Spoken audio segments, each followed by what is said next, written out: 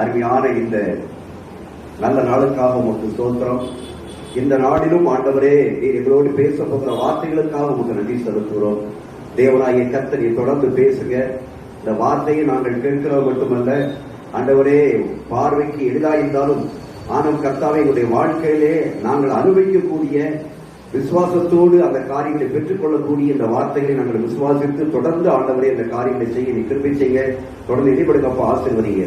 இயேசுவின் நாமத்தில் ஜெபிக்கிறோம் பிதாவே, ஆமென் ஆமென். ஹல்லேலூயா, பிரைஸ் தி லார்ட். அருமையான தேவனுடைய பிள்ளைகளே, ஹல்லேலூயா. தேவனாகிய கர்த்தர் இன்றைக்கு நம்மோடு பேசக்கூடிய வார்த்தை என்றால் டச், தொடுதல். ஒவ்வொரு வாரமும் தேவனாகிய கர்த்தர் துதியின் ஆராதனையிலே செய்தியினுடைய ஒரு பகுதியை என்ன செய்கிறார், வெளிப்படுத்தி விடுகிறார். கர்த்தர் நல்லவர், ஆவியானவர், உண்மையுள்ளவர். இப்படிப்பட்ட 2-3 சாட்சிகளினாலே உறுதிப்படுவதுதான் அது நிறைத்து நிற்கிறது என்று சொல்லி பார்க்கிறோம். அந்த இடத்திலே நிச்சயமாக தேவ ஆவியானவர் நிற்கிறார் இருக்கிறார் என்று நாம் பார்க்க முடியும். ஹல்லேலூயா, பிரைஸ் தி லார்ட். அருமையான தேவனுடைய பிள்ளைகளே, தொடுதல் என்ற ஒரு காரியம் இன்றைக்கு பார்க்க போகிறோம். நீங்கள் முதலாவது ஒரு வசனத்தை நீங்கள் வாசிப்பீர்கள் என்று சொன்னால், ஹல்லேலூயா, பிரைஸ் தி லார்ட். நீங்கள் ஒரு வார்த்தையை வாசிக்கலாம். மத்தேயு 8ஆம் அதிகாரம் 7வது வசனம், 3வது வசனத்தை வாசிங்கள். மத்தேயு 8:3. கையை நீட்டி அவனை தொட்டு ஹல்லேலூயா, பிரைஸ் தி லார்ட். அருமையான தேவனுடைய பிள்ளையே, இங்கே தொட்டு என்ற ஒரு வார்த்தையை இங்கே பார்க்கிறோம். டச். இந்த டச் என்று சொன்னாலே தொடுதல் என்ற ஒரு காரியம் நடைபெற குறைந்தது 2 பொருட்கள் இருக்க வேண்டும், அல்லது 2 நபர்கள் இருக்க வேண்டும். 2 பொருட்கள் இல்லாமல் ஒரு பொருள் மட்டும் ஒன்றை செய்ய முடியாது, தொட முடியாது. 2. இப்போ காந்தத்தை எடுத்துக்கொண்டோம் என்று சொன்னால், காந்த கல்லை வைத்தால் அந்த காந்தத்திற்கு ஈர்ப்பா இருக்கக்கூடிய எந்த ஒரு காரியத்தையும் தூர செய்யும், இழுத்துக் கொள்ளும். ஹல்லேலூயா, பிரைஸ் தி லார்ட். அதாவது ஒரு மனுஷன், 2 பேர், ஒரு மனுஷன் மட்டுமே மற்றவரை என்ன செய்ய முடியாது, தொடுதல் என்ற ஒரு காரியத்தை செய்ய முடியாது. அதில் 2 நபர்கள் இருந்தால் மட்டும்தான் அந்த தொடுதல் என்ற காரியத்தை நாம் என்ன செய்ய முடியும், அங்கே நிறைவேற்ற முடியும். ஆகிய 2 பொருட்கள், அது 2 நபர்கள். இந்த 2 விதமான தொடுதல், 2 விதமான தொடுதல் இருக்கின்றது. தொடுதல் என்று சொன்னாலே 2 விதமான தொடுதல் இருப்பதை பார்க்கிறோம். அது இன்றைக்கு பொதுவாக எல்லா இடங்களிலும் பரவக்கூடிய அந்த வார்த்தை, 2 வார்த்தைகள், 2 தொடுதல்கள், good touch and bad touch. இன்றைக்கு அந்த வார்த்தைகள் அதிகமாக பிரபலமாய் பரவுவது மட்டுமல்ல, இன்றைக்கு அந்த 2 தொடுதல்களை குறித்தும் பள்ளிகளிலே பாட புத்தகத்திலே முக்கியமான பகுதியாக இருக்கிறது, ஏற்றப்பட்டிருக்கிறது. சிறு பிள்ளைகள் வயதிலிருந்து மேல வரைக்கும் இருக்கக்கூடிய அந்த பாட புத்தகத்திலே நீங்கள் திருப்பி பார்ப்பீர்கள் சொன்னால், அங்கே good touch and bad touch என்று சொல்லி 2 விதமான அந்த தொடுதலை குறித்து அங்கே பாட வகுப்புகளிலே அந்த படங்களை போட்டு எது குட் டச், எது பேட் டச், எது மோசமான தொடுதல், எது தவறான தொடுதல், எது நல்ல தொடுதல் என்பதை குறித்து அந்த படங்களை, விளக்கங்களை போட்டு கேள்விகளை இருக்கிறார்கள். அங்கே கேள்வி கேட்டிருக்கிறதை பார்க்கிறோம். ஆக தொடுதல் என்று சொல்லுகின்ற பொழுது 2 விதமான தொடுதல் இருக்கின்றது. ஹல்லேலூயா, பிரைஸ் தி லார்ட். இதை நான் பார்ப்போம் என்று சொன்னால், இந்த குட் டச் இருக்கிறதே, இந்த நல்ல தொடுதல், இந்த நல்ல தொடுதல் என்பது ஒரு மனுஷனுடைய வாழ்க்கையிலே நன்மையை செய்யும், கொண்டு வரும். ஒரு மனுஷனுடைய வாழ்க்கையிலே ஒரு ஆசீர்வாதத்தை செய்யும், கொண்டு வரும். ஆனால் இந்த பேட் டச், மோசமான டச் இருக்கிறதே, இது ஒரு மனுஷனுடைய வாழ்க்கையிலே ஒரு நஷ்டத்தை, ஒரு இழப்பை, ஒரு பாவத்தை செய்யும், கொண்டு வரும். மனுஷன் எதை தொடுகிறானோ அந்த தொடுகிறதை வைத்துத்தான் அவனுடைய வாழ்க்கையிலே ஆசீர்வாதங்கள் இருக்கின்றது. மனுஷன் எதை தொடுகிறானோ அதை வைத்துத்தான் அவனுடைய வாழ்க்கையில முன்னேற்றம் இருக்கிறது. அருமையான தேவனுடைய பிள்ளைகளே, தேவனாகிய கர்த்தர் இந்த தொடுதலை குறித்து நாம் பார்க்கின்ற வேளையில, ஹல்லேலூயா, பிரைஸ் தி லார்ட், இந்த தீமையை கொண்டு வருகிற, பாவத்தை கொண்டு வருகிற காரணம் என்று சொன்னால், ஒரு கட்டளையை ஒரு மனுஷன் மீறுவான் என்று சொன்னால், அந்த பிரமாணத்தை மீறி அவன் தொடுகின்ற பொழுது அவனுடைய வாழ்க்கையிலே எதை சந்திக்கின்றான், பிரச்சனையை சந்திக்கின்றான். பேட் டச், மோசமான தொடுதல். ஒரு கட்டளை கொடுக்கப்பட்டிருக்கிறால், ஒரு பிரமாணம் கொடுக்கப்பட்டிருக்கிறால், ஒரு சட்டம் கொடுக்கப்பட்டிருந்தால், அந்த சட்டத்தை, அந்த பிரமாணத்தை, அந்த கட்டளையை மீறி அவன் அதை தொடுவான் என்று சொன்னால் அவர் தொடுவார் என்று சொன்னால் அது அவருக்கு எதை கொண்டு வருகிறது? பிரச்சனையை கொண்டு வருகிறது, பாடுகளை கொண்டு வருகிறது. இப்ப இபி இருக்கக்கூடிய டிரான்ஸ்ஃபார்மர் இருக்குன்னு சொல்லுங்க. இந்த டிரான்ஸ்ஃபார்ம் பக்கத்துல அதுல வந்து ஒரு ரெண்டு சோப்பு கலர்ல நல்ல ஸ்ட்ராங்கா எழுதி வச்சிருப்பாங்க. என்ன எழுதி வச்சிருப்பாங்க? அபாயம் தொடாதே. அபாயம். அந்த அபாயம் ஒரு கட்டளை கொடுக்கப்பட்டிருக்கிறது. எது? தொடாதே என்ற ஒரு கட்டளை கொடுக்கப்பட்டிருக்கிறது. அந்த தொடாதே என்ற கட்டளைகளுக்கு மீறி நாம் போய் தொட்டால் அங்க என்ன வந்துடும்? பிரச்சனையை சந்திக்க வேண்டியிருக்கிறோம். நம்மளை தூக்கி எங்க கொண்டு போட்டுரும்? தூரம் கொண்டு போட்டுரும். அல்லேலூயா, பிரைஸ் தி லார்ட். இது நான் ஆவியானவர் இன்னொரு காரியத்தை என்னுடைய வாழ்க்கையில் இருந்த ஒரு தவறை ஏற்படுத்துறேன். இப்பதான் ஏற்படுத்துறேன், குறிப்பிட எழுதுறேன். நான் கல்லூரியிலே பியூசி படித்துக் கொண்டிருக்கக்கூடிய வேளையில என் அப்பா புதுப்பேட்டையிலே கல்லூரியை படித்துக் கொண்டிருக்கின்ற பொழுது ஹாஸ்டல்ல நீர் பில்டிங் எல்லாம் மெயின் பில்டிங் எல்லாம் நிரம்பி கூட்டங்கள் ஃபுல்லப்பாயிட்டு.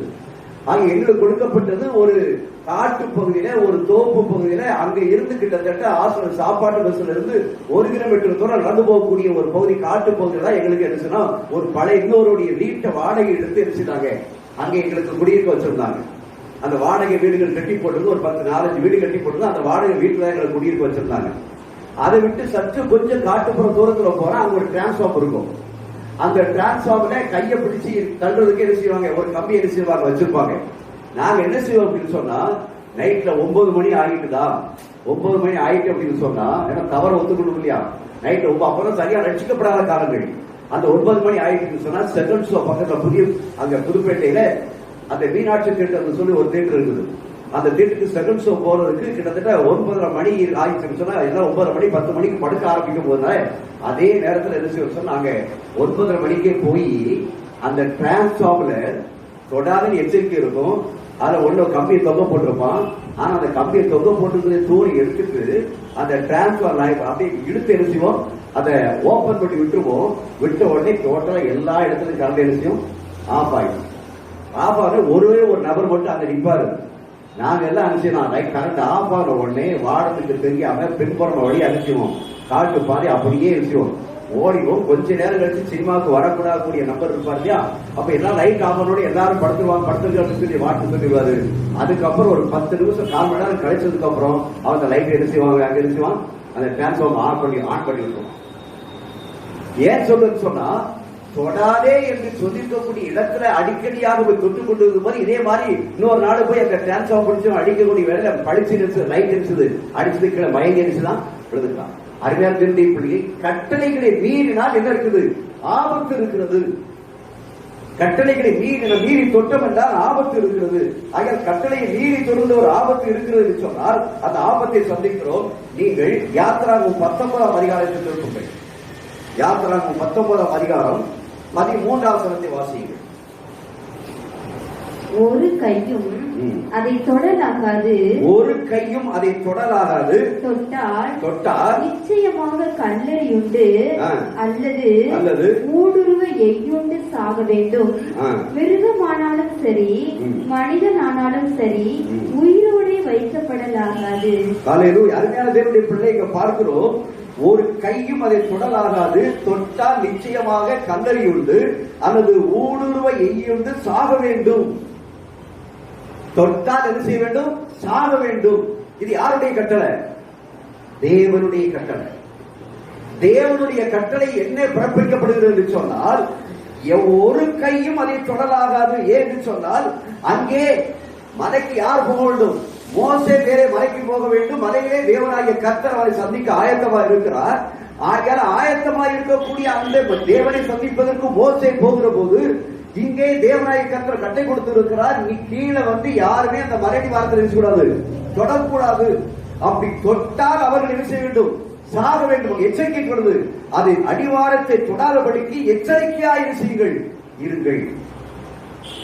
அப்போ கட்டளையை மீறினால் அங்க ஒரு பெரிய ஆபத்து இருக்கிறது. கட்டளையை மீறினால் ஒரு ஆபத்து இருக்கிறது. அதைத்தான் நம்ம இன்னொரு இடத்திலே வாசிக்கிறோம். அருமையானவருடைய லேவியராகமம் 5ஆம் அதிகாரம் 2ஆம் வசனத்தை வாசிக்கிறேன்.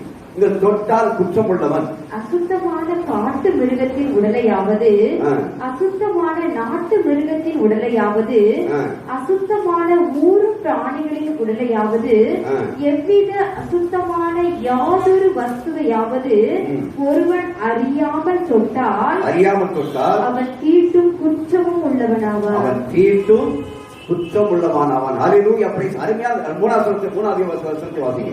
அல்லது எந்த அசுத்தத்தினால் ஆகிலும் தீட்டுப்பட்ட ஒரு மனிதனை ஒருவன் அறியாமல் தொட்டால் பின்பு அதை அறிந்து கொண்டால் அவன் குற்றம் உள்ளவனாவான். தொட்டால் எப்படிப்பட்டவன்? குற்றம் உள்ளவன். எதை தொட்டால்? அசுத்தமான காட்டு மிருகத்தின் உடலையாவது, அசுத்தமான நாட்டு மிருகத்தின் உடலையாவது, அசுத்தமான ஊரும் பிராணிகளின் உடையாவது, இவ்விதமான அசுத்தமான யாதொரு வஸ்தையாவது ஒருவன் அறியாமல் தொட்டால் அவன் தீட்டும் குற்றமுள்ளவன். அன்று எந்த அசுத்தனாயினும் தீட்டுப்பட்ட ஒரு மனிதனை ஒருவன் அறியாமல் தொட்டு பின்பற அறிந்து கொண்டால் அவன் எப்படிப்பட்டவன்? குற்றம் உள்ளவன். அப்போ அங்கே தீட்டுப்பட்ட ஒருவரை தொட்டால், இதை நீங்க பழைய ஏற்பாட்டுல பல இடங்களில பார்க்கலாம். செத்த பிரேத ஒரு தொட்டுனான்னு சொன்னா அவன் எப்படிப்பட்டவன்? தீட்டுப்பட்டவன். செத்த எந்த பிரேதமா இருந்த மனிதனாக இருந்தாலும் சரி, மிருகமா இருந்தாலும் சரி, செத்தனை தொட்டவன் செய்வன் தீட்டுப்பட்டவன். அதை நீங்க லேவியாகமத்திலே நீங்கள் வீட்டு நல்லா போய் நீங்க வாசித்து பார்ப்பீங்கன்னு சொன்னா, நம்முடைய குடும்ப காரியங்கள், பெண்கள் காரியங்கள், ஒரு தனிமனித வாழ்க்கையுடைய பெண்ணிலே நடக்கக்கூடிய காரியங்கள், அடுத்து ஒரு பிள்ளை பேரில் நடந்ததுக்கு அப்புறம் பிள்ளை பேர் நடக்கக்கூடிய காரியங்கள், இந்த காரியங்கள் எல்லாவற்றையும் குறித்து நம்முடைய வாழ்க்கையை குறித்து அங்கே தெளிவாக எழுதி வைத்திருக்கிறதை பார்க்க முடியும். தொட்டால் என்னெல்லாம் உண்டு அப்படின்னு சொல்லி, தீட்டு என்று சொல்லி. ஆனா இங்க பார்க்கிறோம், தொட்டால் என்னது? தீட்டு. இன்றைக்கு என்னது? நம்ம உலகத்துல எதான் நடந்துட்டு இருக்குது? கொரோனா வியாதி இருக்கிறவன தொட்டா தீட்டு, வியாதிஸ்வர தொட்டா என்னது? தீட்டு. அவனை அதான் சொல்ற, சமூக இடைவெளி, இத்தனை அடி தூரத்துல நெல்லு, பக்கத்துல போய் தொட்டாத. தொட்டுட்டா அவனுக்கு என்ன ஆயிரும்? தீட்டு ஆயிரும். அந்த தீட்டு வந்தா அந்த வியாதி ஒன்றும் பாதிச்சிரும். இது இன்னைக்கு உலகத்துல பழைய ஏற்பாட்டு மட்டுமல்ல, உலகத்தில் நடக்கக்கூடிய சகல காரியங்கள், இன்னைக்கு இந்த உலகத்தில் நடக்கக்கூடிய அத்தனை காரியங்களும் பழைய ஏற்பாட்டு காரியங்கள் இருக்கிறது, நடந்து கொண்டு இருக்கிறதை பார்க்கிறோம். அருமையானவருடைய பிள்ளையே, ஆகிய தொட்டுள்ளவன், அதில் தீட்டானதை தொட்டவன் அவன் எப்படிப்பட்டவன் இருக்கிறான்? குற்றம் உள்ளவனாய் இருக்கிறான். அவன் தீட்டி என்பது தொடக்கூடாத ஒன்று, தொடக்கூடாத ஒன்றை, அது பேட் டச், அது தவறான டச். அந்த தவறான டச்சை ஒரு தொட்டால் அவன் எப்படிப்பட்டவன் இருக்கிறான்? குற்றமுள்ளவனாய் இருக்கிறான். அது மட்டுமல்ல, நீங்கள் அதே அந்த ஆகாய் எழுத தீர்க்க தரிசன புஸ்தகம், ஆகாய் எழுத தீர்க்க புஸ்தகம் 2ஆம் அதிகாரம் 13ஆம் வசனத்தை வாசிக்கிறோம். ஆகாய் 2:13. பிணத்தால் தீட்டுப்பட்டவன் அவன் எதையாகிலும் தொட்டால், அவன் எவையாகிலும் தொட்டால் அது தீட்டுப்படுமோ என்று ஆகாய் பின்னும் கேட்டான். அதற்கு ஆசாரியர்கள் பிரயுத்தரமாக தீட்டுப்படும் என்றார்கள். பிணத்தை ஒருவன் தொட்டான் என்று சொன்னால், அந்த தொட்டவன் எதவை தொட்டால் தெரியுமா? தீட்டாக மாறிவிடும். இந்த பழக்கத்தை தான் இந்த நம்முடைய எல்லா இடங்களிலையும் ஒரு துஷ்டி வீட்டுக்கு போயிட்டு வந்தாங்கன்னா, அந்த ட்ரெஸ் யாரையும் தொற்றாம நேரவே ட்ரெஸ் படத்தையும் கலந்து போட்டுட்டு இது பண்ணி குளிச்சுட்டு வந்துரு. அந்த ட்ரெஸ் அரிசியால இது பழைய ஏற்பாட்டிலே சொல்லப்பட்டிருக்கூடிய இந்த காரியங்கள் இன்னைக்கு புதிய ஏற்பாட்டிலே நடந்து கொண்டிருக்கக்கூடிய அரிசியோ, புதிய ஏற்பாட்டு காலத்தில் நடந்து கொண்டிருப்பதை பார்க்கிறோம். அதை நான் தவறு என்று சொல்லவில்லை, நல்லதுதான். ஆனால் பிணத்தை தொட்டவன், நல்லா கவனிச்சுள்ளது, பிணத்தை எவன் ஒருவன் தொற்றிருக்கிறானோ அவன் யாரை தொற்றிருக்கிறானோ அவன் தான் தீட்டுப்பட்டவன். நீங்க பிணத்தையே தொடாம எல்லாரும் போய் சாவீட்டுக்கு போறது பூரா பிணத்தை தொடுறாங்களா? ஆனா எங்க தூரத்தான் நின்றுப்பாங்க. தூரத்தில் நின்னாதான் வீட்டுக்கு வந்தவன என்ன செய்யணும்? குளிச்சுட்டு இருக்கணும், ட்ரெஸ் மாத்திட்டு குளிச்சுட்டு இருக்கு உள்ளவா. அது இப்ப என்ன சொன்னா, வீட்டுக்குள்ள வரும்போது காலை எரிச்சு நல்லா கழுவிட்டு உள்ள வந்து, ஏன்னா நீங்க சுடுகாட்டுக்கு எரிச்சு இருக்க போயிருக்க, சுடுகாட்டு போயிருக்கனால காலை கழுவிட்டு எரிச்சது உள்ள வந்தது. ஆக இப்படி எல்லாம் இருந்ததெல்லாம் சரியான ஒன்றுதான், அது தவறு என்று சொல்லவில்லை. ஆனால் அங்க என்ன சொல்வது? பிணத்தை தொட்டவன் எவரை தொடுகிறானோ அவன் தீட்டுப்பட்டவன். தவறான ஒன்றை தொட்டவன் என்ன செய்வன்? தீட்டுப்பட்ட அவர் தொடுதல்ல பல காரியங்கள் இருக்கிறதே உங்களுக்கு நான் காண்பிக்கின்றேன். அல்லேலூயா, பிரைஸ் தி லார்ட். ஆகையால் கட்டளைகளுக்கு, பிரமாணத்திற்கு, சட்டத்திற்கு உட்பட்டு ஒருவன் தொடுகின்ற பொழுது அது முதல்ல பார்த்தோம், கட்டளைக்கு அந்த பிரமாணத்திற்கு சட்டத்திற்கு விரோதமாக மீறி தொடுகின்ற பொழுது அவன் குற்றமுள்ளவனாக இருக்கிறான், தீட்டுப்பட்டவனாக இருக்கிறான். அவன் எச்சரிக்கையாக இருக்க வேண்டிய அவசியமா இருக்கிறது. பாவம் என்கிற ஆபத்து வந்து விடுகிறது.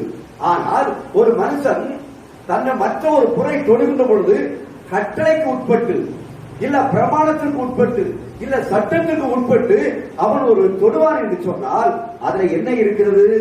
நன்மை இருக்கிறது. கரைகட்டி கர்த்தரை ஸ்தோத்திரிப்போம். தொடுதல் இரண்டும் தொடுவதுதான், அதுவும் தொடுவதுதான், இதுவும் தொடுவதுதான். ஆனால் இதிலே, அதாவது பிரமாணத்திற்கு உட்பட்டு, கட்டளைக்கு உட்பட்டு, சட்டத்திற்கு உட்பட்டு ஒரு மனுஷன் தொடுவான் என்று சொன்னால் அது நமக்கு நன்மையை தரும், அது விடுதலையையும் கொடுக்கும். அல்லேலூயா, பிரைஸ் தி லார்ட். அந்த விடுதலை கொடுக்கக்கூடிய அந்த தொடுதலை குறித்து தான் இன்றைக்கு நாம் ஆழமாக என்ன செய்கிறோம், பார்க்கிறோம். அதாவது நாம் பார்ப்போம் என்று சொன்னால், நீங்கள் நியாயாதிபதிகள் 6ஆம் அதிகாரம் 24ஆம் வசனத்தை வாசியுங்கள். நியாயாதிபதி 6ஆம் அதிகாரம் 24ஆம் வசனம். அங்கே கிதியோன் கர்த்தருக்கு ஒரு பலிபீடத்தை கட்டி, கிதியோன் கர்த்தருக்கு ஒரு பலிபீடத்தை கட்டி அதற்கு யெகோவா ஷாலோம் என்று பெயரிட்டான். அது இந்நாள் வரைக்கும் அபினேசரின் ஊராகிய ஓப்ராவில் இருக்கிறது. அல்லேலூயா, பிரைஸ் தி லார்ட். அதே பெரிய வசனம் உண்டு, அது அக்கினி பற்றி எரியும் என்று சொல்லி. Alleluia, praise the lord. இன்னொரு வசனத்தை வாசிங்களே. எஸ்தர் 5ஆம் அதிகாரம் 2ஆம் வசனத்தை வாசிங்க. Esther 5:2. Alleluia, praise the Lord.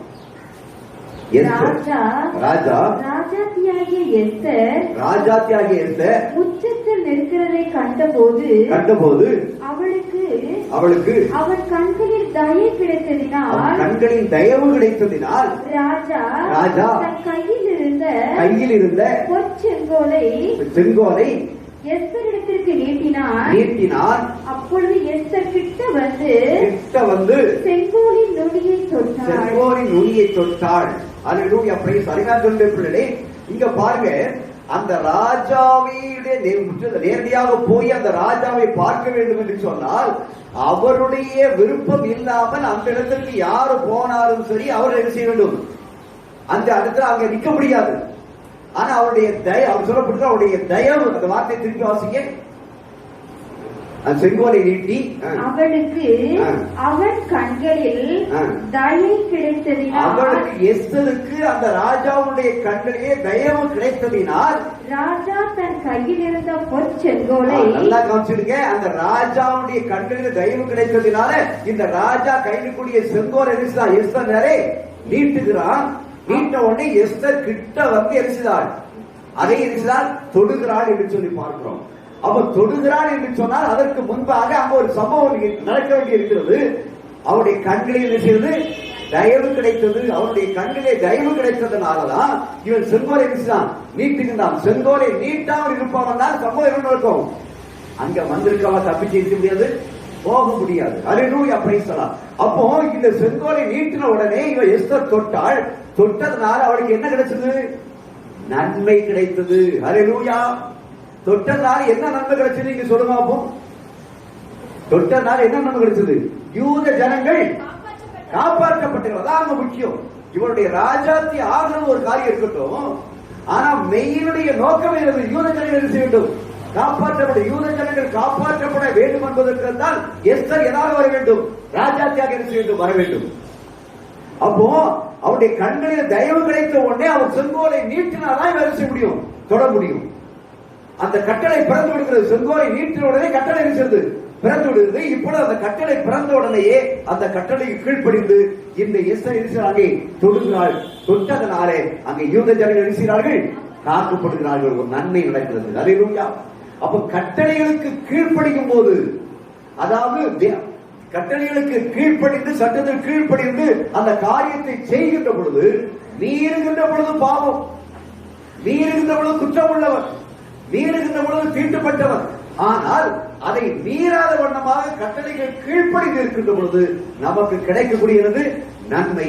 எஸ்தருக்கு மட்டும் நன்மை அல்ல, வெறுதொகைக்கு மட்டும் நன்மை அல்ல, அந்த தேசத்திற்குரிய யூத ஜனங்களுக்கெல்லாம் என்ன கிடைத்தது? ஒரு நன்மை கிடைத்தது என்று சொல்லி பார்க்கிறோம். அருமையான தேவனுடைய பிள்ளையே, ஆகிய அந்த தொடுகின்ற ஒரு காரியம். அல்லேலூயா, பிரைஸ் தி லார்ட். அது மட்டுமல்ல, நீங்கள் பார்க்கும்போது தொடுகின்ற பொழுது விடுதலைகள் மட்டுமல்ல, நீங்கள் ஒரு ஏசாயா 6ஆம் அதிகாரம் 7ஆம் வசனத்தை வாசியுங்கள். ஏசாயா 6:7. சீக்கிரம் போக ஆரம்பிங்க. அல்லேலூயா, பிரைஸ் தி லார்ட். ஏசாயா 6:7. அதனால் என் வாயை தொட்டு, அதனால் என் வாயை தொட்டு, இதோ இது உன் உதடுகளை தொட்டதினால் உன் அக்கிரமம் நீங்கி பாவம் நிவர்த்தியானது என்றார். தொட்டதினால் என்ன நீங்கியது? பாவம், அக்கிரமம் எழுது நீங்கியது, பாவம் நீங்கியது. இப்போ இதெல்லாம் தேவனுடைய தொடுகை. யாருடைய தொடுகை? தேவனுடைய தொடுகை. தேவன் யாரை தொட்டாரோ அவர் தொட்டால் என்ன நீங்கும்? பாவம் நீங்கும், அக்கிரமம் செய்யும் நீங்கும். அப்ப ஏசியா தீர்க்கதரிசியை யார் தொட்டார்? தேவன் தொட்டார். தேவன் தொட்டதுனாலே அவருடைய அக்கிரமம் செய்வது நீங்கினது. இன்னைக்கு நம்முடைய வாழ்க்கையில இந்த பாவங்கள் அக்கிரமங்கள்லாம் நீங்கன்னா நம்மள யார் தொடணும்? கர்த்தர் நம்மளை தொடணும். அதைத்தான் பார்க்கிறோம்.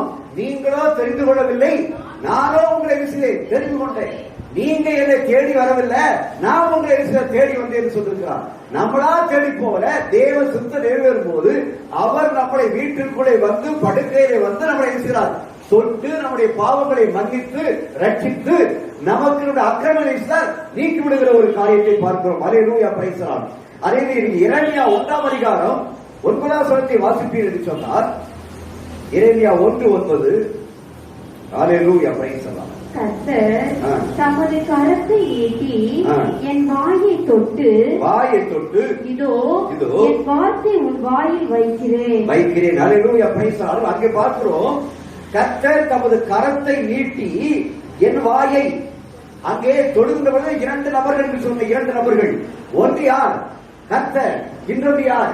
எரேமியா. அல்லேலூயா, பிரைஸ் தி லார்ட். ஒன்று கர்த்தர், இன்னொன்று எரேமியா. இப்ப தொடுகிறது யார்? கர்த்தர் தொடுகிறார். யாரை தொடுகிறார்? எரேமியாவை தொடுகிறார். இந்த எரேமியாவை தொடுகின்ற பொழுது அங்கு சொல்லப்பட்டிருக்கிறது, தொட்டதினால் வார்த்தை வைக்கிறேன். அல்லேலூயா, பிரைஸ் தி லார்ட். அப்போ தேவனாகிய கர்த்தருக்கு அது ஆங்கில பைபிள்ல விளக்கமா கொடுத்திருக்கு. I have put my words in your mouth.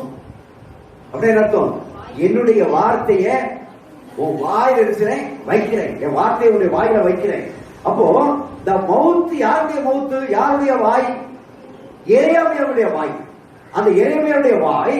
அதே நேரத்தில் வார்த்தை யாருடைய வார்த்தை? நல்லா கவனிச்சிடுங்க. மவுத் யாருடைய மவுத்? யாருடைய வாய்? எரேமியாவுடைய வாய் மவுத். ஆனால் வார்த்தை யாருடையது? கர்த்தருடையது. அப்ப வார்த்தை யார்கிட்ட இருக்குது? கர்த்தரிடத்தில் இருக்கிறது. இந்த பரிசுத்த வேதாகமத்தில் எழுதப்பட்ட அத்தனை வார்த்தைகளும் தேவ ஆவியினாலே ஏவப்பட்டு தேவ ஆவியானவர் எழுதப்பட்ட வார்த்தை இருக்கிறது. இப்பொழுது தேவராகிய கர்த்தர் அவர் தொழுது மட்டுமல்ல, தொட்டாரா எதை வைக்கிறாரு? வார்த்தையை வைக்கிறார். அப்ப எரேமியாவுடைய வாயில ஆண்டவர் தேவராகிய கர்த்தர் தொட்டார்னா அந்த எரேமியா வாயிலிருந்து என்ன புறப்பட்டு வருது? வார்த்தை புறப்பட்டு வருகிறது. அல்லேலூயா, தீர்க்க தரிசன வார்த்தைகள் புறப்பட்டு வருகிறது. ஆகிய அருமையான பிள்ளை, தேவனுடைய தொழிலை என்பது வித்தியாசமானது. இன்னைக்கு நம்முடைய வாயை யார் தொடணும்? கர்த்தர் தொடணும். கர்த்தர் தொட்டா என்ன வார்த்தை தான் வரும்?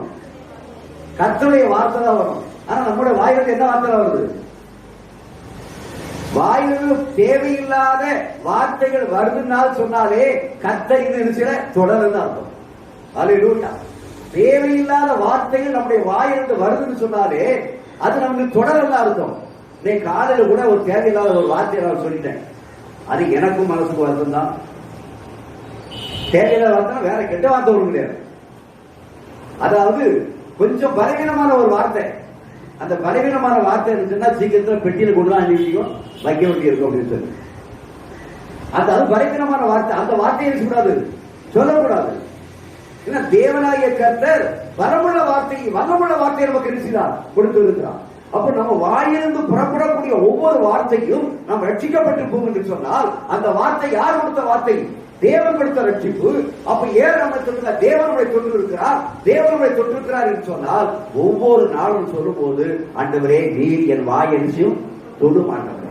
காலை எந்திரிச்சு முடிச்சு வேற வார்த்தை பேசுறதுக்கு முன்கட்டி ஆண்டவரே அந்த ஏசாவை தொட்டவர், ஆண்டவர் எரேமியாவை தொட்டவர், இப்போ என்னுடைய வாயை தொடுங்கப்பா அப்படின்னா அக்கிரமும் நீங்களும் உங்களுடைய வார்த்தையும் வாய் தெரிஞ்சணும் வரணும். அக்கிரமும் பாவம் நீங்க எது வந்துடும்? கர்த்தருடைய வார்த்தை வந்துடும். ஏன்னா நம்ம புறம் ஒரே வார்த்தை காலை எந்திரிச்சு சாயங்காலம் வரைக்கும் வேற வேற வார்த்தைகளே பேசிட்டு இருக்கோம்னு சொன்னா பாவத்துக்கு மேல பாவத்தை எரிச்சிடும், கூட்டிகிட்டே இருக்கும். அப்ப தேவன் நமக்கு வாசம் பண்ணவே முடியாது. ஆகிய அருமையான தேவனுடைய பிள்ளை, ஆகிய நம்முடைய தேவன் வார்த்தை நமக்கு வாய். அல்லேலூயா. அந்த வார்த்தையானது நம்முடைய வாயை எரிச்சு போடப்பட வேண்டும். அப்படி போடப்பட வேண்டும் என்று சொன்னால் தேவனாகிய கர்த்தர் ஒவ்வொருவரையும் முதலில் என்ன செய்ய வேண்டும்? வாயை தொட வேண்டும். அல்லேலூயா, பிரைஸ் தி லார்ட். அது மட்டுமல்ல, அருமையான தேவனுடைய பிள்ளை, நீங்கள் பார்க்கின்ற பொழுது நம்ம தானியேலின் தீர்க்கதரிசன புத்தகத்தை பார்ப்போம் என்று சொன்னால், நீங்கள் தானியேல் 8ஆம் அதிகாரம் 18ஆம் வசனத்தை வாசிக்கிறேன். தானியேல் 8:18. அவன் என்னோடு பேசுகையில் நான் தரையில் மோகப்பெற கிடந்து அயர்ந்த நித்திரை கொண்டே அவனோ என்னை தொட்டு நான் காலூன்றி நிற்கும்படி செய்து இதோ கோபத்தின் முடிவு காலத்திலே சம்பவிப்பதை உனக்கு தெரிவிப்பேன். இது குறிக்கப்பட்ட முடிவு காலத்துக்கு அடுத்தது. அல்லேலூயா, பிரைஸ் தி லார்ட். அங்க பார்க்கிறோம் ஒரு தேவ தூதன். எந்த தூதன்? கேரளில் இருக்கக்கூடிய ஒரு தூதன். அந்த கேரளில் இருக்கக்கூடிய ஒரு தூதன் யாரை போய் தொடுகிறான்? தானியேலை தொடுகிறான். தேவனால் அனுப்பப்பட்டவன் தேவதூதன். தேவனால் பிதாவால் அனுப்பப்பட்டவன் தேவதூதன். அந்த தேவதூதன் இப்பொழுது யாரை தொடுகிறான்? தானியேலை தொடுகிறான். தானியேலை தொடுகின்ற பொழுதுதான் அப்பொழுது வாசிக்கிற அருமையான தேவனுடைய பிள்ளையே, அவன் என்னோடு பேசுகையில் நான் தரையில் மோங்குப்புற கிடந்து. இவன் அதுக்கு முன்னாடி தான் அங்கே கபிரியேல் வந்திருக்கான்னு சொன்ன உடனே இவன் என்ன செய்யலாம்? 14ஆம் வசனத்தில் வாசிக்கிறோம், அவன் நின்ற இடத்துக்கு வந்தான். அவன் வருகையில் நான் திடுக்கிட்டு மோங்குப்புற விழுந்தேன். அவன் என்னை நோக்கி, மனுபுத்திரனே கவனி, இந்த தரிசனத்துக்கு முடிவு காலத்துக்கு அடுத்தது. அல்லேலூயா என்றான். உனக்கு தரிசனம் காமிச்சிருக்கிறதே, இது முடிவு காலத்திற்கு அடுத்தது. முடிவு காலம் அடுத்தாலும் வரப்போகுது. முடிவு காலத்தை வெளிப்படுத்தக்கூடிய தரிசனத்தை காமிச்சிருக்கிறேன் அப்படின்னு சொல்லிக்கிட்டு அவன் கீழே விழுந்த உடனேயே விழுந்த இந்த தானியேலை யார் தொடுகிறான்? தேவதூதன் தொடுகிறான். தேவனால் அனுப்பப்பட்ட தேவதூதன் தொடுகிறான். தொட்ட உடனே அவன் என்ன செய்றான்? காலூன்றி நிற்கிறான். அல்லேலூயா. அருமையான தேவனுடைய பிள்ளை, தேவதூதன் வந்து தொட்ட உடனேயே, தேவதூதன் யாரு? தேவனுடைய கட்டளையை சுமந்து கொண்டு வருகிறவர். இன்னைக்கு நமக்கு தேவனாகிய கர்த்தர் அநேக பணிவிடையாளர்களை வைத்திருக்கிறார், தேவதூதர்களை வைத்திருக்கிறார். நாம் கூப்பிட்ட குரலுக்கு உடனடியாக வாழ்ந்தாதான் தேவதூதன். தேவனே வரல, தேவதூதன் அவருடைய பெருமையை அனுப்புகிறாரு. ஆனால் தேவனுடைய சாயலா இருக்கிறார், தேவனுடைய கட்டளை நிறைவேற்றுகிறவராக இருக்கிறார். இன்னைக்கு ஒவ்வொருவர வாழ்க்கையும் கூட பலவீனப்பட்டிருக்கக்கூடிய விழுந்திருக்கக்கூடிய வேளையில நாம் பார்க்க வேண்டும், ஆண்டவரே நீர் எதை தொட்டி எழுப்பும் ஐயா. தேவனாகிய கர்த்தர் தொட்டால் நம்ம காலோடு நிறுத்த முடியும், நிற்க முடியும். மான்களின் கால்களை போராக்குவேன் என்று சொல்லி இருக்கிறான். அந்த மான்களின் கால்களை போராக்குகிற தேவன் தொட்டதுனாலதான் உங்க முன்னாலே நம்ம நேரத்தை நிறுத்திக்க முடியுது. இந்த சண்டே மட்டும்தான் ஒரு 1.5 மணி நேரம் நிக்க முடியும். மற்ற நேரத்தில் தான் 5 நிமிஷம் 10 நிமிஷம் நிற்க முடியாது, நிக்க முடியாது. தேவ ஆவியானவர் பலப்படுத்துகிற ஆவியானவர். அல்லேலூயா, பிரைஸ் தி லார்ட். அது மட்டுமல்ல, அந்த தானியேல் 9ஆம் அதிகாரம் 21ஆம் வசனத்தை வாசியுங்கள். அப்படி நான் ஜெபம் பண்ணி கொண்டிருக்கும் போது முதல் தரிசனத்திலே நான் கண்ட புருஷனாகிய கபிரியேல் வேகமாய் பறந்து வந்து அந்திப்படி நேரமாகிய வேளையிலே என்னை தொட்டான். அவன் எனக்கு தெளிவுண்டாக்கி என்னோடு பேசி, தானியேலே எனக்கு அறிவை உணர்த்தும்படி இப்பொழுது புறப்பட்டு வந்தேன். அல்லேலூயா, பிரைஸ் தி லார்ட். இப்பொழுதும் திருப்பி அதே தூதனானவன் இப்பவும் திருப்பி யாரை தொடுதான்? அந்திப்படி நேரத்தில் யாரை தொடுறான்? தானியேலை தொடுகிறான். தானியேலை தொட்ட உடனே அவனுக்கு என்ன கிடைக்கின்றது? அறிவை உணர்த்தும்படி இப்போது உனக்கு புறப்பட்டு வந்தேன். அதே அங்கே பார்க்கிறோம், அங்கே தொட்டான், அங்கே விழுந்தவன் காலூன்றி எழுந்து நின்றான். இப்ப திருப்பி பேச வேண்டும் என்பதற்காக அதே தூதன் வந்து திரும்பமாக இவனை தொடுகின்ற பொழுது என்ன கிடைக்கின்றது? அறிவு. அல்லேலூயா, பிரைஸ் தி லார்ட். தேவன் நம்மளை தொட்டால் நமக்கு என்ன உண்டு? காலூன்றி நிற்கிறது மட்டுமல்ல, அறிவு உண்டு. இன்னைக்கு அறிவில்லாம இருக்குன்னா நம்ம யாரும் நம்மளை தொடல. அறிவில்லாம பேசுறியே, என்ன பேசுறிய? அறிவில்லாம பேசுறிய. அப்ப அறிவு யார் கொடுக்கிறவர்? தேவன் தான் அறிவை கொடுக்கிறவர். அப்ப அவர் தொழுகின்ற பொழுது ஒரு அறிவை உணர்த்துகின்ற ஒரு அறிவை நமக்கு என்ன செய்கிறார்? கொடுக்கிறவராக இருக்கிறார். அருமையான தேவனுடைய பிள்ளையே, அது மட்டுமல்ல, நீங்க அதே தானியேல் 10ஆம் அதிகாரத்துல 10ஆம் வசனத்தை வாசிங்க. 10:10. இதோ ஒருவன் கை என்னை தொட்டு என் முழங்கால்களும் என் உள்ளங்கைகளும் தரையில் ஊன்றி இருக்க என்னை தூக்கி வைத்து கரங்களை தட்டி கர்த்தரை ஸ்தோத்திரியா. நான் சொல்ல முடியும். இதோ ஒருவன் கை என்னை தொட்டு. ஒருவன் என்ன? தேவனுடைய தூதன். தேவனுடைய தூதன் ஆனவன் அவனை தொட்ட உடனேயே அல்லேலூயா, என் முழங்கால்களும் என் உள்ளங்கைகளும் தரையை ஊண்டி இருக்க என்ன இருந்தது? தூக்கி வைத்தது. முழங்கால்கள் இன்னைக்கு முழங்கலியா? முழங்கால்கள் இன்னைக்கு வலி இருக்குதா? கால்கை வலி இருக்குதா?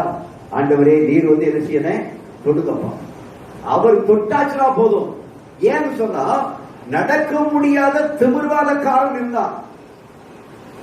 எந்திரிக்க முடியாது, நடக்க முடியாது, உட்கார முடியாது, ஒன்று செய்ய முடியாது, கால்களை மடக்க முடியாது, நீட்டதான் உட்கார்ந்துக்க முடியும்.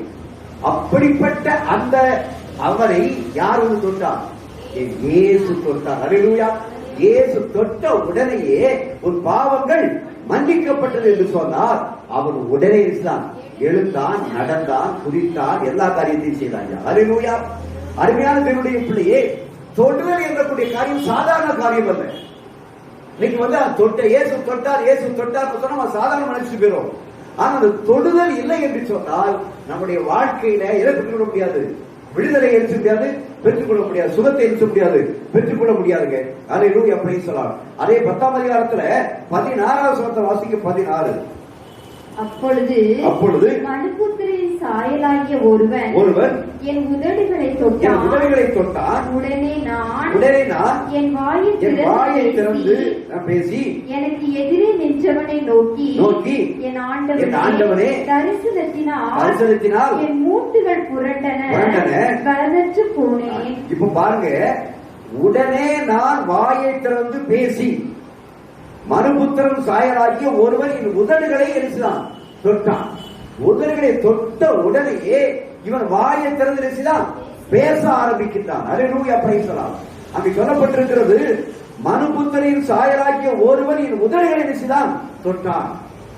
உதடுகளை தொட்ட உடனே வாய் எரிசி. அதான் நீங்க சொல்லுங்க, நீங்க சும்மா இருங்க, பேச வேண்டிய வார்த்தைகளை உங்க நாவல் வாய் உணர்ந்து போடுவேன் அப்படிங்கிறார். அல்லேலூயா. அப்ப அவர் பேச வேண்டிய வார்த்தைகளை நம்ம வாயில கொண்டாந்து, நம்ம பேசக்கூடிய வார்த்தையில அவர் நம்ம வாயில கொண்டாந்து போடுறது, என்ன பேச போற நமக்கு தெரியாது. ஆனா சமயத்திற்கு ஏற்ற வார்த்தைகளை கொண்டு வருகிறவர் யார்? நம்முடைய ஆண்டவர். அல்லேலூயா. எந்த நேரத்துல எந்த வார்த்தையை பேசணுங்கக்கூடிய அந்த ஞானத்தை கொண்டு வருகிறவர் அவர் வருகிற அப்படின்னாலே அந்த நேரத்துல நம்முடைய உதவி யார் சொல்லணும்? அப்ப அவர் நம்ம உதவி சொன்னா நம்ம என்ன செய்யணும்? அவர்கிட்ட, ஆண்டவரே, இப்போ இந்த காரியத்தை எனக்கு என்ன பேசணும்னு தெரியாது, நான் மாம்சத்துல பேசணும்னா விரோதமாயிடும். ஆனா என்ன பேசணும் தெரியாது. நீர் பேசுவதற்கு என் என்னையா தொடுதையா தொட்டாச்சுன்னு சொன்னா அவர் என்ன பேசுவாரு? பேசுவார். நான் பேசுகிறவர் நீங்கள் அல்ல, அவரே செய்வார், பேசுகிறவராக இருக்கிறார். அல்லேலூயா. அது மட்டுமல்ல, அதே அதிகாரத்துல 18ஆம் வசனத்தை வாசிக்கிறோம். அப்பொழுது மனுஷ ரூபமான ஒருவன் திரும்ப என்னை தொட்டு என்னை திடப்படுத்தி, பிரியமான புருஷனே, பயப்படாதே, உனக்கு சமாதானம் உண்டாவதாக, திடன்கொள் என்றார். இப்படி அவர் என்னோட பேசுகையில் நான் திடன்கொண்டு அவனை நோக்கி என் ஆண்டவர் பேசுவாராக, என்னை திடப்படுத்தினேன் என்றார். Alleluia, price. அருமையான தேவனுடைய பிள்ளையே, நல்லா கவனிக்கணும். அங்க சொல்லப்பட்டிருக்கிறது, அங்கே சொல்லப்பட்ட 12ஆம் வசனத்துல, மனுஷனுமான ஒருவன் திரும்ப என்னை தொட்டு என்னை திடப்படுத்தினான். அப்ப தேவனாகிய கர்த்தருடைய சாயலில் இருக்கக்கூடிய ஒருவன் தொடுகின்ற பொழுது நீ பலவீனப்பட்டிருந்தாலும் உனக்குள்ள என்ன இருக்குது? பலம் இறங்குகிறது. திடப்படுத்துகிறார். சொல்லுகிறார், நீ பயப்படாத, திடன்கொள். அல்லேலூயா. நமக்கு தைரியத்தை கொடுக்கிறவர், நம்மளை தூக்கி எடுத்து நிறுத்துகிறவர், ஒளியான சேற்றிலே விழுந்து கிடந்த நம்மளை எடுக்கிறவர், தூக்கி எடுத்தவர். அப்ப தூக்கி எடுக்கக்கூடிய அந்த தேவன் நம்மளை தொட்ட உடனே நமக்கு என்ன செய்யும்? வரம் கிடைக்கும். அல்லேலூயா. நாம் பலவீனமா இருக்கிற, ஆண்டவரே, நீர் என்னை தொட்டால் போதும், எனக்கு என்னோடு பலன் உண்டு, ஆவியானவர் வைத்தால் அதான் தானியேல் சொல்றார். திடன்கொள் என்று அவன் அவரோடு பேசுகிற வார்த்தையை பார்க்கிறோம். என்னோடு பேசுகிறவன் நான் திடன் கொண்டு அவனை நோக்கி அவர் பேசிக்கிட்டே இருக்கிறாரு. இவன் தொட்டான், இவன் திடன் கொண்டு எந்திருக்கக்கூடிய ஒரு காரியத்தை பார்க்கிறோம். அல்லேலூயா. அது மட்டுமல்ல, அருமையான தேவனுடைய பிள்ளையே, அடுத்த சுருக்கமா இயேசு தொடர்புடைய ஒரு காரியத்தை பார்ப்போம். அல்லேலூயா. மத்தேயு 9ஆம் அதிகாரம் 29ஆம் வசனத்தை வாசிங்க. மத்தேயு 9:29. அப்பொழுது அவருடைய கண்களை அவர் தொட்டு உங்கள் விசுவாசத்தின்படி உங்களுக்கு ஆக கடவுது என்றார். அல்லேலூயா. Praise the lord. அருமையான பிள்ளை, ஆண்டவராய் இயேசு கிறிஸ்து அந்த இடத்துல இருக்கிறதை பார்க்கிறோம். அவை சொல்லப்பட்டிருக்கிறது. அந்த 29 நீங்கள் அந்த முன்னால் உள்ள சம்பவங்களை நீங்கள் பார்ப்பீர்கள் என்று சொன்னால், அல்லேலூயா, பிரைஸ் தி லார்ட். அங்கே அப்பொழுது அவருடைய கண்கள் அங்கே சொல்லுகிறான், தாவீதின் குமாரனே எங்களுக்கு இறங்கும் என்று கூப்பிட்டார். அப்பொழுது அவர்களுடைய கண்களை அவர் தொட்டு உங்கள் விசுவாசத்திற்கு உங்களுக்கு ஆக கடவுள் சொன்னால், பின்னால படிச்சு பார்த்தீங்கன்னா கண்கள் திறக்கப்பட்டது. அல்லேலூயா, பிரைஸ் தி லார்ட். கண்கள் பிறவி கொண்டனாய் இருக்கிறவன், அந்த பிறவி கொண்டனாய் இருக்கிறவன் யாரை நோக்கி கூப்பிடுகிறான்? இயேசுவை நோக்கி கூப்பிடுகிறான். இயேசுவை நோக்கி எதற்காக கூப்பிடுகிறான்? தன் கண்கள் திறக்கப்பட வேண்டும் என்பதற்காக. நீ இயேசு உங்களை தொட வேண்டும் என்று விரும்புகின்ற பொழுது ஏதோ ஒரு காரியத்துக்காக அல்ல, எதை நீங்கள் ஆழமாக விசுவாசிக்கிறீர்களோ அந்த விசுவாசிக்கக்கூடிய அந்த காரியத்தை தேவனுக்கு முன்பாக நிறுத்தி, ஆண்டவரே நீ தொட்டால் எனக்கு இந்த சுகமேசியம் கிடைக்கும், அல்லேலூயா, பிரைஸ் தி லார்ட். அந்த சுகம் கிடைக்கும் என்ற அந்த விசுவாசத்தோடு அங்க தேவனை நோக்கி என்ன செய்ய வேண்டும்? விண்ணப்பம் செய்ய வேண்டும். அப்போ அவங்க விண்ணப்பம் பண்ணினார், கூப்பிட்டார்.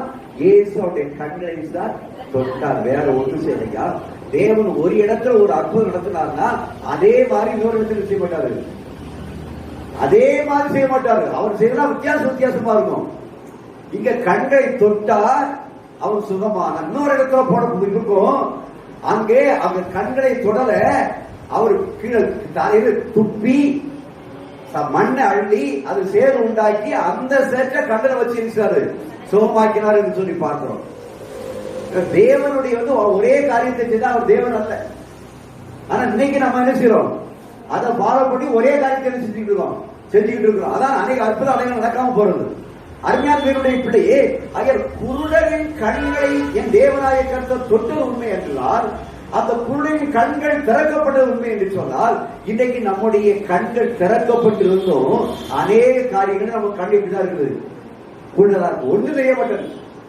நம்ம நடந்தா போயிட்டே இருக்கோம், ஆனா கல்லை தெரிச்சுதான் கீழே போடுது. கடந்த நாட்கள் ஒரு இடத்துக்கு போய் ஒரு படிக்கட்டை ஏறினேன். படிக்கட்டை ஏறிட்டு கீழே இறங்கும் போது அப்படியே வலிக்கு கீழே வரப்படுறேன். நல்ல வேளை அந்த சகோதரி என்னை தாங்கி பிடிச்சிட்டு ஒரு சகோதரி. நம்ம கண்ணு திறந்துதான் இருக்கு, ஆனா எப்படி இருக்குல்ல, உண்மையிலே கண்ணு சில திறக்கப்படல. ஆவிக்குரிய கண்களும் சரியா திறக்கப்படல, மாமிச கண்கள் சரியா திறக்கப்படல. அப்போ தேவனாகிய கர்த்தர் தொட்டார் என்று சொன்னால் நம்முடைய கண்கள் எல்லாம் திறக்கப்பட்டு தெளிந்த புத்தியை நம்ம எழுத முடியும், பெற்றுக்கொள்ள முடியும். அல்லேலூயா, பிரைஸ் தி லார்ட். நீங்க இன்னொரு வாசல் வாசிங்க. மத்தேயு 9ஆம் அதிகாரம், அதே 9ஆம் அதிகாரம் 21ஆம் வசனத்தை வாசிங்க.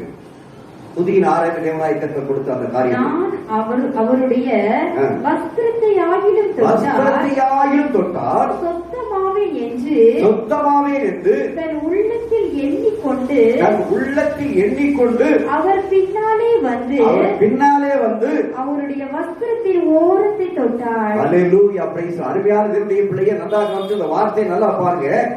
நான் அவருடைய வஸ்திரத்தை ஆகிலும் தொட்டால் சொத்தமாவேன் என்று தன் உள்ளத்திலே எண்ணிக்கொண்டு, தன் உள்ளத்திலே அவள் விசுவாசித்தாள். அல்லேலூயா. தன் இருதயத்திலே அவள் விசுவாசித்தாள். இருதயத்தை என்ன விசுவாசித்தாள்?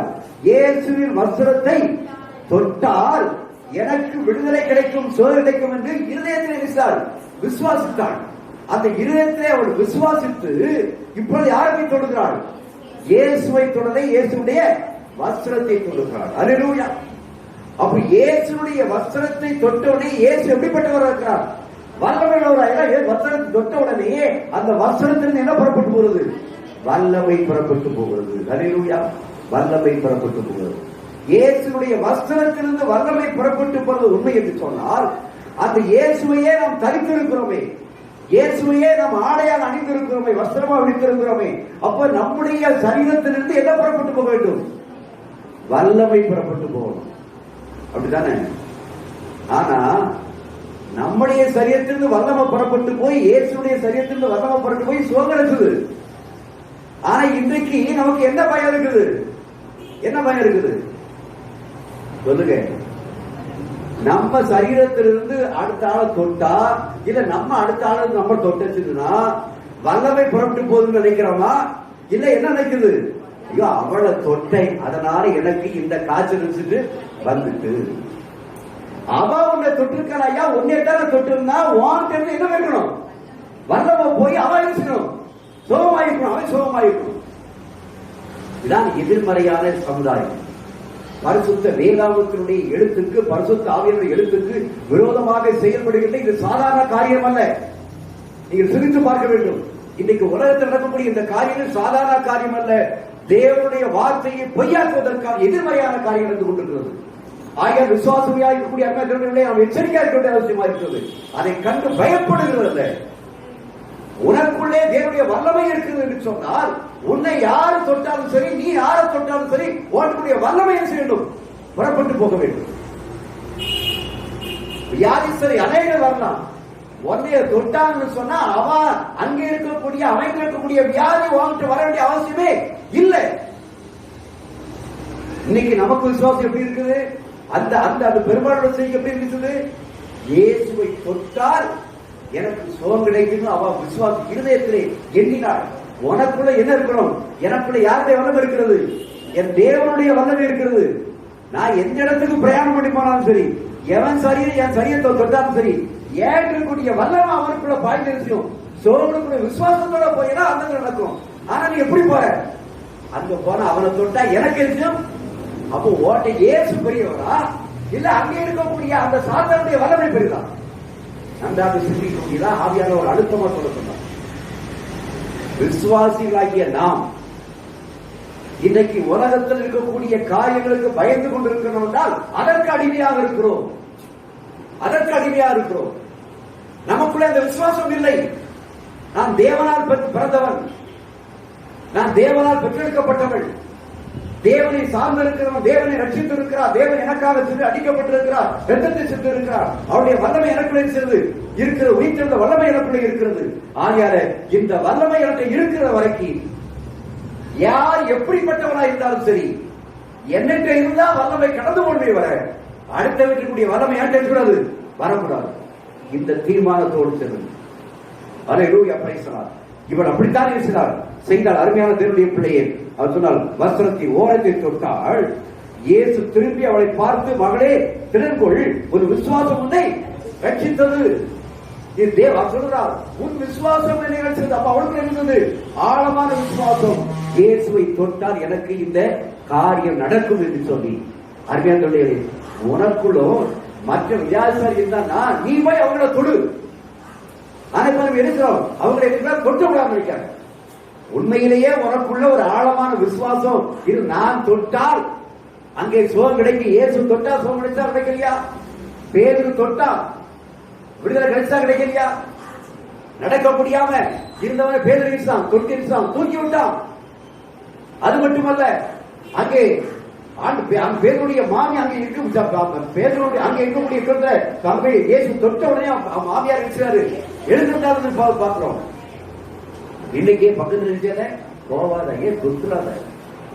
தொட்டா அவளுக்குள்ள இருக்குது, அவளுக்குள்ள இருக்கு, நமக்கு இருக்கும் வந்துடும். அவங்க என்ன இருக்குது? தீட்டு.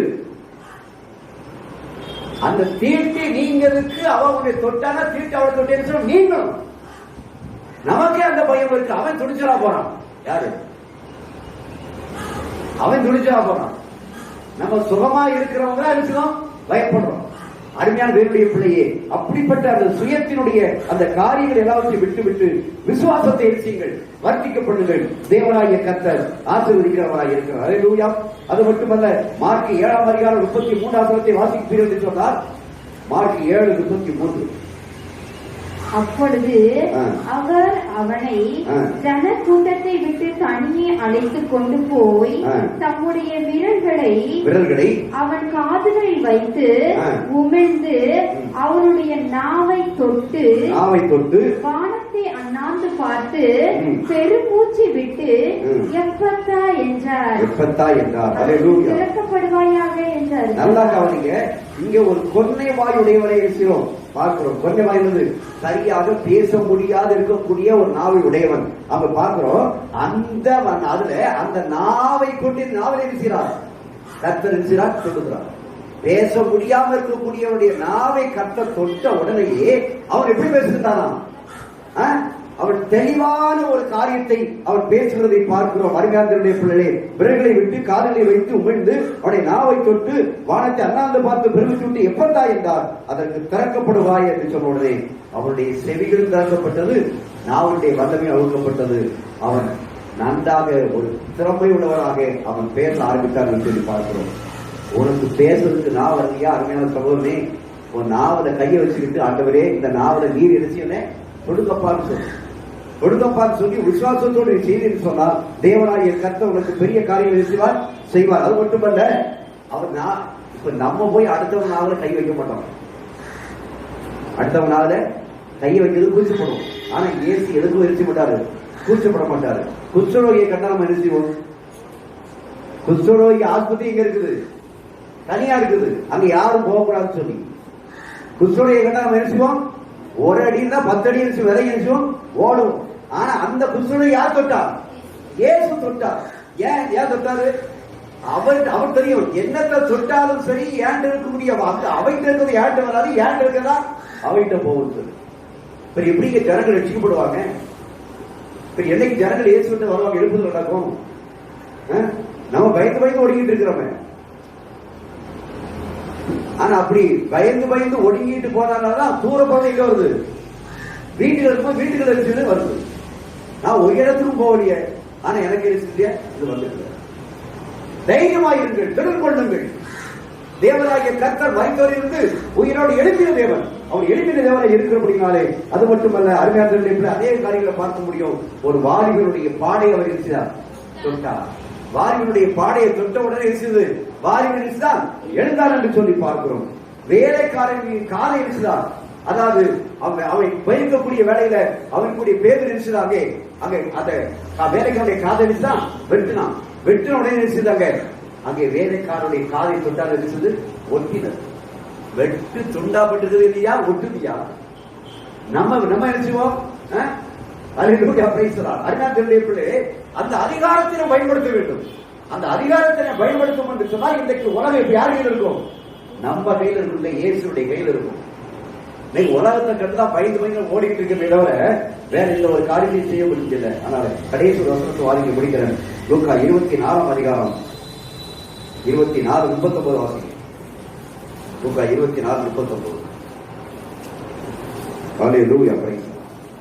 நான் தான் என்று அறியும்படி என் கைகளையும் என் கால்களையும் பாருங்கள், என்னை தொட்டு பாருங்கள். மரித்து உயிரோடு எழுப்பி 40 நாளைக்கு இந்த பூமியில எந்த அப்போஸ்தலர் தரிசனமாயிட்டு இவர் நடமாடிட்டு வரக்கூடிய வேளையில இந்த இயேசுவை பார்த்த உடனேயே மரித்து உயிர்த்து வந்திருக்கிறாரு.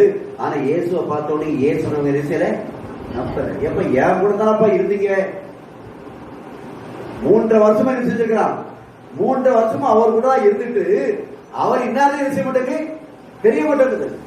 இன்னைக்கு 3 வருஷம் இல்ல, 33 வருஷம் நம்ம அவர் கூட இருந்தா நமக்கு யாருக்கு என்ன செய்ய மாட்டேங்குது, தெரியப்பட்டிருக்கு. இன்னாருக்கு ஏன் எப்படிப்பட்டவன் தெரிய மாட்டேங்குது. இன்னும் நம்ம பயந்தாலும் இருக்கிறோம். அப்பதான் அவர் சொன்னாரு, எப்பா நீ பயப்படாத, நீ பக்கத்துல இருந்து வா, என்ன இருந்து தொட்டு பாரு. எங்கெல்லாம் தலைமுடத்தில் இருக்குது தொட்டு பாருப்பா. தோமாபத்து என்ன சொன்னாரு? அவன் நம்பல, நீ கைய விட்டு பாரு அப்படின்னாரு. அவரோட தைரியம் உள்ளவராக நம்முடைய விசுவாசத்திலே நடந்துட்டு ஒரு காரியத்தை பார்க்கிறோம். அறிவியலுடைய நமக்குள்ளே இந்த தொடுதல் எண்ணக்கூடிய காரியத்துல நம்ம மேன்மை பெற்றவர்களாய் காணப்பட வேண்டும். ஹல்லேலூயா. தொடுதல் என்பது நமக்கு மேன்மை. நான் அடுத்தவரை தொட்டா அவனுக்கு என்ன கிடைக்கணும்? சோறு கிடைக்கணும். நான் அவனை தொட்டா அவனுக்கு விடுதலை கிடைக்கணும். நான் அவனுக்கு தொட்டா அவனுக்கு பிரச்சனை இருக்கணும், தீரணும். நான் அவனை தொட்டா என் தலைவலி இருக்கணும் போகணும். ஏன் மற்றவங்க ஊழியக்கார முன்னால போய் முழங்கால் பட்டு என் தலையில கை வச்சு இருச்சீங்க, என் தலையை தொட்டு இருச்சீங்க, ஜோம் பண்ணுங்க. ஏன் என்ன விசுவாசம்? ஊழியக்காரன் தொட்டா நமக்கு என்ன செய்யும்? சோகம் கிடைக்கும். ஆனா இப்ப என்ன சொல்றது? அரசாங்கம் சொல்லுது தொடாத. வியாதிஸ்தர்கள் எங்க வரக்கூடாது? ஆலயத்தில் இருக்கக்கூடாது, வரக்கூடாது. நல்லா டெஸ்ட் பண்ணி தெரிஞ்சுக்கோ. டெஸ்ட் பண்ணி வியாதி இல்லாதான் உள்ள அனுப்படும். இதெல்லாம் எது எப்படிப்பட்டது? தேவனுடைய செயல்கள் நிறைவேறுவதற்கு தடையாய் வரக்கூடிய காரியங்கள், தடையாக வரக்கூடிய காரியங்கள். அதனால் நாம் எப்பொழுது இருக்க வேண்டும்? ஜாக்கிரதையாக இருக்க வேண்டும். நம்ம அடுத்தவங்க தொட்டாலும் அவன் இருக்கு, நம்மகிட்ட வரலை. அவன் தொட்டாலும் யார்கிட்ட இருக்குது?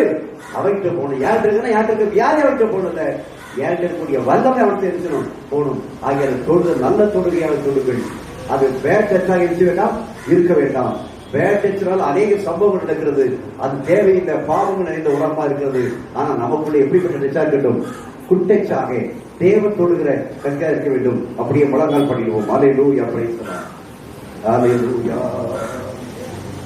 ஓ ஹல்லேலூயா, பிரைஸ் தி லார்ட்.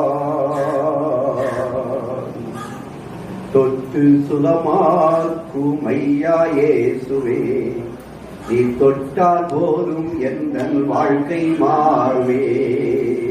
தொட்டு சுகமாக்கும் ஐயா இயேசுவே, நீ தொட்டால் போதும் எந்த வாழ்க்கை மாறுமே. மாறுமே, எல்லாம் மாறுமே, மாறுமே, எல்லாம் மாறுமே. தொட்டு சுகமாக்கும் ஐயா இயேசுவே, நீ தொட்டால் போதும் எந்த வாழ்க்கை மாறுமே. நீ தொட்டால் போதும் எந்த வாழ்க்கை மாறுமே. அருமையான தேவனுடைய பிள்ளைகள், இயேசு தொட்டால் வாழ்க்கை இருக்கும் மாறும். சாப வாழ்க்கை மாறும், பாவ வாழ்க்கை மாறும், வியாதியுடைய வாழ்க்கை மாறும். பொருளாத தேவனுக்கு விருப்பமில்லாத எல்லா வாழ்க்கை விஷயம் மாறிவிடும். ஆண்டவரே, நீர் என்னை தொடும். இயேசு தொட்டார், இயேசு தொட்டார், கண்கள் திறக்கப்பட்டது. இயேசு தொட்டார், தேவனை காலூன்றி நின்றார். இயேசு தொட்டார், அவன் பலனடைந்தான். இயேசு தொட்டார், கொன்னைவாய் பேசினார். இயேசு தொட்டார், வாலிபன் எழுந்தார்.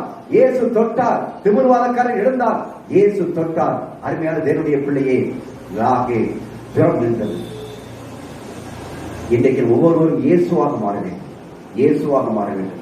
நீர் நாம் இயேசுவாக மாறினால் நாம் தொட்ட இடம் பூரா எப்படி இருக்கும்? இயேசுவை என்ன செய்ய முடியும்? வெளிப்படுத்த முடியும். இயேசுவை நீர் நானும் வெளிப்படுத்த வேண்டும் என்றால் நீ தொட்ட இடமெல்லாம் பொன்னாக மாற வேண்டும். நீ தொட்ட இடமெல்லாம் விடுதலை கிடைக்க வேண்டும். நீ தொட்ட இடமெல்லாம் சுகம் கிடைக்க வேண்டும். நீ தொட்ட இடமெல்லாம் எழுப்ப நடக்க வேண்டும். அதைத்தான் தேவனாகி கர்த்தர் விரும்புகிறார். ஹல்லேலூயா, பிரைஸ் தி லார்ட். என் அன்பின் தேவனே, இந்த அருமையான மத்தியான வேளையில நீங்க எங்களோடு கூட பேசின காரியங்களுக்காக உங்களுக்கு சோத்திரம் ஆண்டவரே. உலகம் வேறு ஆண்டவரே, நீர் வேறு ஆப்பா. உலகத்தில் நான் உங்களை பிரித்தெடுத்தேன் என்று சொல்லியிருக்க ஆண்டவரே.